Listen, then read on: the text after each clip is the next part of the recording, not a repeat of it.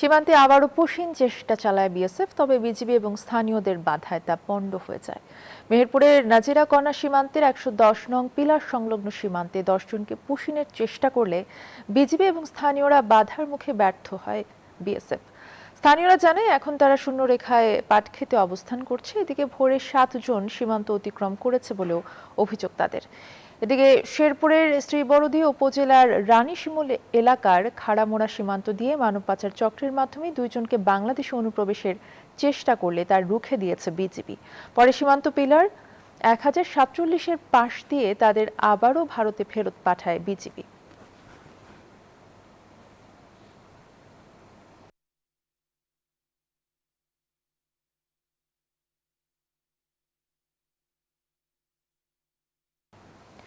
Push in নিয়ে আরো খবর জানাতে মেহেরপুর এবং শেরপুর থেকে যুক্ত আছেন সহকর্মীরা। শুরুতেই মেহেরপুরের সহকর্মী ডালিম সানোয়ার মেহেরপুর থেকে আছেন আমাদের সাথে, তার কাছ থেকে জানতে চাইবো, ডালিম, সীমান্ত পরিস্থিতি কেমন দেখছেন আজকে?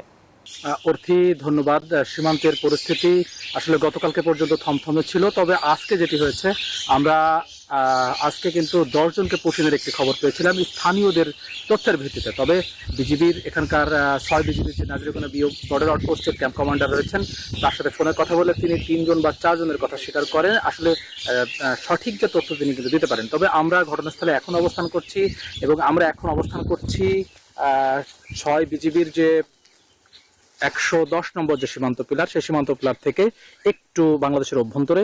এবং এখানে কিন্তু দেখতে পাচ্ছি যে আসলে আসার পরে যেটি দেখলাম এবং স্থানীয় কৃষকদের সাথে শুনলাম যে এইখানকার বিজিবি সদস্যদের সাথে বা বিজিবি ক্যাম্প কমান্ডারের সাথে কিন্তু এখানকার স্থানীয় কৃষকদের সেই সম্পর্কটা নাই, যেটা কিন্তু আমরা মেহেরপুরের অন্যান্য সীমান্তে দেখেছি। এবং আজকে এই ৮ জন বা ১০ জনের যে কথাটি আসছে, সেটা কিন্তু স্থানীয় কৃষকদের তথ্য নয়, যে তারা বেশিরভাগ তথ্য বলেছে যে আসলে ১০ জনের এখানে তারা দেখা পেয়েছে। আবার আমরা এমনও কৃষক পেয়েছি যারা বলছেন কিন্তু আজকে ভোরবেলায় ৭ জন এবং গত ১৪ থেকে ১৫ দিন আগেও কিন্তু ৮ জনের একটি দলকে এই যে রাস্তাটি, অর্থাৎ মেহেরপুরের মুজিবনগর উপজেলার ১১০ নম্বর পিলার পর্যন্ত একটি রাস্তা রয়েছে, মেঠোপথ কিছুটা এবং কিছুটা পাকা রাস্তা, এই রাস্তা দিয়েই কিন্তু তারা বেরিয়ে গেছে।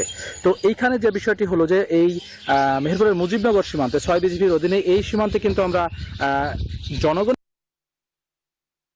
সেই সমন্বয়হীনতার কিন্তু অভাব আমরা দেখলাম। এবং এখানে দেখলাম যে কৃষকরা রীতিমতো কিন্তু বিজিবির বিরুদ্ধে এক ধরনের অভিযোগ দিচ্ছে আর কি, যে তারা তাদেরকে কাছে ভিড়তে দিচ্ছে না বা তাদের সহায়তা তারা প্রয়োজন মনে করছে না। এই ছিল সীমান্ত থেকে পুশিনের সর্বশেষ ঘটনা। পদ্মা সেতু, মেট্রো রেল এবং এলিভেটেড এক্সপ্রেসওয়ে নির্মাণের গর্বিত অংশীদার বসুন্ধরা সিমেন্ট।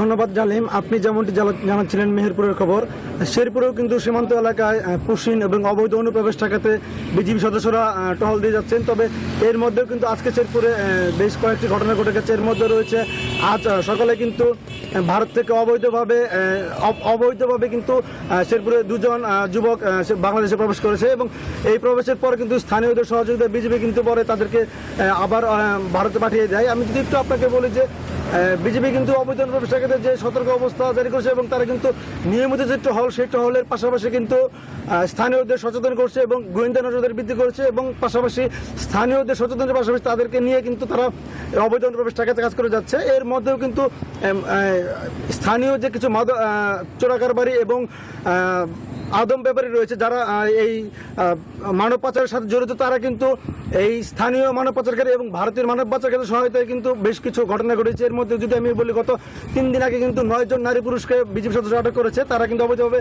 ভারতে প্রবেশ চেষ্টা করছিল এবং আমি একটু জানি যে নারীতেবাড়ি সীমান্ত দিয়ে কিন্তু তারা পুশিনের চেষ্টা করেছিল, কিন্তু বিজিবি স্থানীয়দের সহযোগিতায় সেটি ঠেকিয়ে দিয়েছে। তবে এখন পর্যন্ত কিন্তু শেরপুর সীমান্তে কোনো অবৈধ অনুপ্রবেশের ঘটনা ঘটেনি। বিজিবি কিন্তু বেশ সতর্ক অবস্থানে রয়েছে। তো এই ছিল শেরপুর থেকে আমার কাছে পুশিনের সর্বশেষ তথ্য। অর্থী, ধন্যবাদ আপনাদের দুজনকেই। সীমান্ত পরিস্থিতি নিয়ে জানাচ্ছিলেন আমাদের সহকর্মীরা।